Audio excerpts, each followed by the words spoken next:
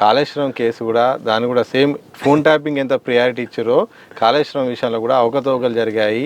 మొత్తం కూడా దాని సంగతి అంతా బయట సార్ కాళేశ్వరం ప్రాజెక్టు మొదలైంది కానీ 1,00,00,000 కోట్లు అవినీతి చేసేసాడు కేసీఆర్ అన్న మాటతోనే మొదలైంది. అది ఎవరిని అడిగినా సరే. ఉత్తమ్ కుమార్ రెడ్డి పారొచ్చిండు, ఏది ప్రాణహిత చేవల్ల ప్రాజెక్టు రీజిడ్ ప్రాజెక్ట్, ఇది టెక్నికల్గా ఇలా చేస్తున్నాం అని చెప్తుంది. దానికి నాకు అర్థం కాలేదని వచ్చినాయని ఇవాళ దాని మీద సూక్తి ముక్తాలు చెప్తాను మనందరికీ ఇరిగేషన్ శాఖ మంత్రిగా.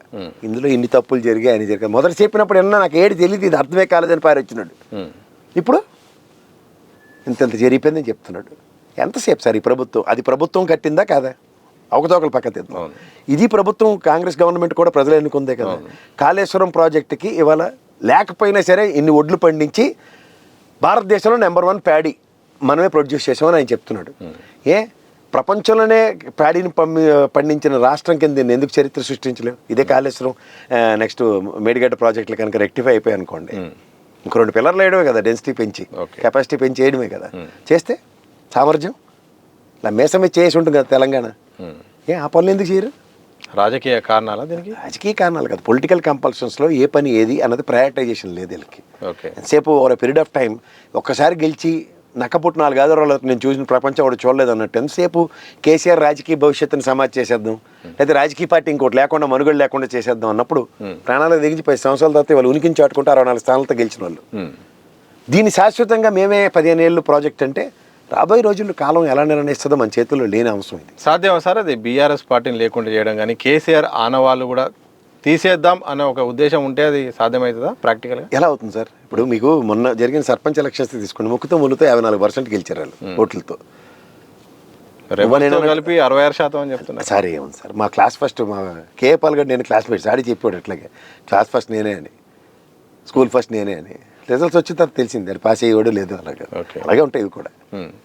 ఇవన్నీ టపాచిపుత్ర కబుర్లను కేఏపాల్ కబుర్లు మాకు చెప్పొద్దని చెప్పండి. రాజకీయ ప్రస్థానంలో రూలింగ్ గవర్నమెంట్ ఉన్నప్పుడు మీకు తెలిసిన జర్నలిజంలో మీరు నేను చూసిన పరిస్థితుల్లో స్థానిక సంస్థల ఎన్నికల్లో 80% పైచలిక రూలింగ్ గవర్నమెంట్ ఇలా డంకా పాలస్ తొడమే కొట్టి చెప్తుంది. అందులో గుర్తులేని ఉండి రాత్రి 5-10 ఇచ్చి మడతెట్టి వీళ్ళు పక్క అకౌంట్లో వేసుకుంటారు. ఆ చతురత కూడా లేదు. ఓ పక్క దామోదర్ రాజనరసింహ గారిని పక్కన కూర్చోబెట్టే కేసీఆర్ నియోజకవర్గంలో మేమే గెలిచంటే ఈ నియోజకవర్గంలో ఒకటి కూడా గెలలేదు. రెండింటి సామర్థ్యం మీ దగ్గరే ప్రశ్న సమాధానం ఉన్నట్టు ఏం మాడుతున్నారు ఆయన? సో అంచేత రేవంత్ రెడ్డి గారు ఈ మధ్యన ఏంటంటే గ్యారంటీ వచ్చిన తర్వాత ఇంకెవరు లేరు మనకి తిరగలేదు అన్న దగ్గర ఇంకొంచెం స్థాయి పెంచి ఎంతసేపు ఇలా తిప్పి ఆ కేసీఆర్ చుట్టూ లేకపోతే కేటీఆర్ చుట్టూ లేకపోతే హరీష్ రావు చుట్టూ ఆడుకోవడానికే టైం వేస్ట్ చేసుకుంటాడు ఆయన విలువైన సమయాన్ని. అంటే పని చేయాల్సింది పోయి మాటలతోనే మాటల గారిడీలకి అన్నాలండి. ఎలక్షన్స్ ముందు అయితే వెనసొంపుగా ఉంటాయి. ప్రాక్టికల్గా మనకి తెలుగు రాష్ట్రాలైన ఆంధ్రప్రదేశ్లో సేవ చూసాం. ఆ కొడాలని అవును వంశీ మాట్లాడిన మాటలకి ఏమైంది తిక్కమని చెప్పి జల్లగొట్టి చూపించారు సమాధానం ప్రజలు. అప్పటిదాకా తిరుగు లేకుండా గెలుస్తున్న 2 నియోజకవర్గాల్లో వాళ్ళకే దిక్కులేని పరిస్థితులు క్రియేట్ చేశారు. ఇవన్నీ 99 స్థానాలు గెలిచిన వెంటనే 100 స్థానాలు గెలిస్తే రాజీనామా చేసేస్తాను, నేను రాజకీయ సన్యాసం చేస్తానన్నప్పుడు 99కి పరిమితమైన గ్రేటర్ హైదరాబాద్ ఎలక్షన్లో బీఆర్ఎస్తో అమ్మ అనుకుని కొడంగల్లో ఓడిపోయిన వెంటనే రాజకీయ సన్యాసం చేయకుండా మల్కాజ్గిరిలో గెలిచాను, తర్వాత పిసిసి అధ్యక్షుడు నేను ముఖ్యమంత్రి అయ్యాను. ఈ కథలు బాగానే ఉంటాయి. కానీ మనం మాట్లాడే ముందు మన స్థాయి ముందు మనం పెరిగిన విధానం ఇవన్నీ చరిత్ర మీది ఎవరు కాంట్రడిక్ట్ చేయలేము. రేవంత్ రెడ్డి గారి ఎదుగుదల ఆయన కొలబద్దగా పెట్టుకుని ఆయన అంచెల వారికి ఎదిగింది, ఆయనే సాటి. ఇలా ముఖ్యమంత్రి అయిన తర్వాత ఆయనకి చరిత్ర ఇచ్చిన సువర్ణ అవకాశం.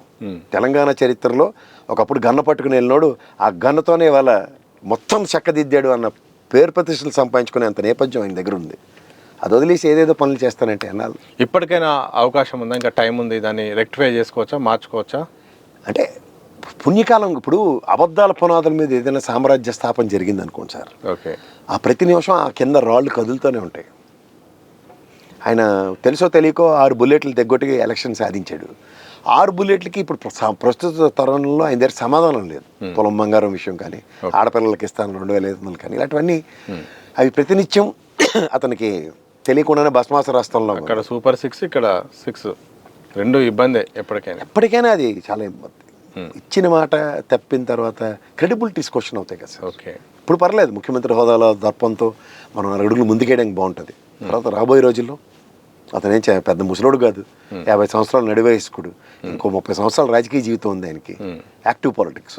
సో ఈ యాక్టివ్ పాలిటిక్స్లో క్రెడిబిలిటీ చాలా అవసరం. ప్రశ్నగా మిగిలిపోతుంది. ఈ మధ్యకాలంలో ఒక వార్త, మాజీ సీఎం బీఆర్ఎస్ అధినేతకు ఫోన్ ట్యాపింగ్ వ్యవహారంలో నోటీసులు రాబోతున్నాయి, అవసరమైతే నెక్స్ట్ చర్యలు కూడా ఉండే అవకాశం ఉన్నట్టు కూడా చర్చ. అల్లప్పుడు అల్లది ఏదో కేసులో దీని విషయంలో కదా, కాళేశ్వరం విషయంలో ఆయన తీసుకెళ్లారు, 10 నిమిషాలు కూడా ఆయన ప్రశ్నించలేపారు. ఇంకోసారి మళ్ళీ ఆడావిడి ఓన్లీ ప్రశ్నించి వదిలేస్తారు అనుకుంటారు. ఏడు ప్రశ్నిస్తారు, ఏమని ప్రశ్నిస్తారు? నాటి చీఫ్ మినిస్టర్ చైర్లో మీకు ఇవన్నీ తెలుసా అంటే ఎస్, ఆయన డెఫినెట్గా 4 విషయాలు చెప్తాను. నేను 4 ఫోన్ ట్యాపింగ్లు నాకు వచ్చిన మాట విషయం, నందకుమార్ విషయం కానీ బిఎల్ సంతోష్ విషయంలో ఎస్, ఆ ఇన్ఫర్మేషన్ ప్రకారం యాక్ట్ చేసాం అంటాడు. ఏముంది? Can anybody can contradict that? చేశానని చెప్పేస్తాడు. ఎస్, బిఎల్ సంతోష్ విషయంలో మాకు ఒక ఇన్ఫర్మేషన్ వచ్చింది, దాని మీద నేను పోలీస్ వ్యవస్థని అలర్ట్ చేస్తే నాకు అవుట్కమ్ డెరైవ్స్ అయ్యి అది సక్సెస్ఫుల్గా ఆపరేషన్ కంప్లీట్ అయిందని చెప్పాడు అనుకోండి, ఏటవుతుంది దానికి సమాధానం? ప్రశ్నకి సమాధానం దొరికినట్టే కదా. మిగిలినవన్నీ 99 మీరు ఆపాదించి మాడితే ఎక్కడికి సస్టైన్ అవుతాయి? అవన్నీ కౌంట్ అవ్వవు కదా, కౌంట్ కావు. అది అంటే ఇవి ఆరోపణలు, ఇవి వ్యాపారస్తులు, సినిమా వాళ్ళు ఇవన్నీ పోసుకోవాలి సంభాషణలు, ఇవన్నీ పోసుకోవాలి కబుర్లు. ఓకే, ఎగిరిపోతాయి ఇవన్నీ. ఎక్కడికి ఏమవుతాయి సార్? ఎవరైనా కంప్లైంట్ ఇచ్చిన ఉంటే దాని మీద మీరు నేను మాడదాం.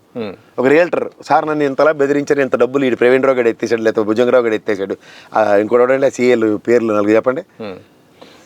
కానీ ప్రవీణ్ రావు నాకు పిలిచి 1 కోటి రూపాయలు అడిగాడు, 5 కోట్లు అడిగాడు, ఇది నాకు అన్యాయం సార్, నాకు క్యాష్ ట్రాన్సాక్షన్స్ చూడండి పలానా రోజు డ్రా చేసింది, ఈ అకౌంటబిలిటీలు ఎక్కడ లేదు, సూట్ కేసుల్లో సర్ది ఇచ్చాను, ఇలాంటి చెప్పను 4 రియల్టర్లు. కానీ ఈ సాక్షుల్లాగా పిలిచినప్పుడు వీళ్ళందరూ కూడా బయటకు వచ్చి ఇవి అంశాలు మాట్లాడారుగా, నాకు ఇట్లా బెదిరింపులు వచ్చినాయి, ఇట్లా చేసిరు, నా ట్యాప్ చేసిందని కూడా ఎవరికైతే నోటీసులు పంపారో వాళ్ళు సాక్షిలాగా వచ్చిన తర్వాత మాట్లాడారుగా, మాకు ఇట్లా అన్యాయం జరిగిందని. ఎవరు అన్యాయం జరిగిందని? చాలా మంది కాంగ్రెస్ వాళ్ళు, బీజేపీ వాళ్ళు బయటకు వచ్చి మాట్లాడారు. కొంతమంది మన బండి సంజయ్లో రోజు మాడుతూనే ఉంటారు.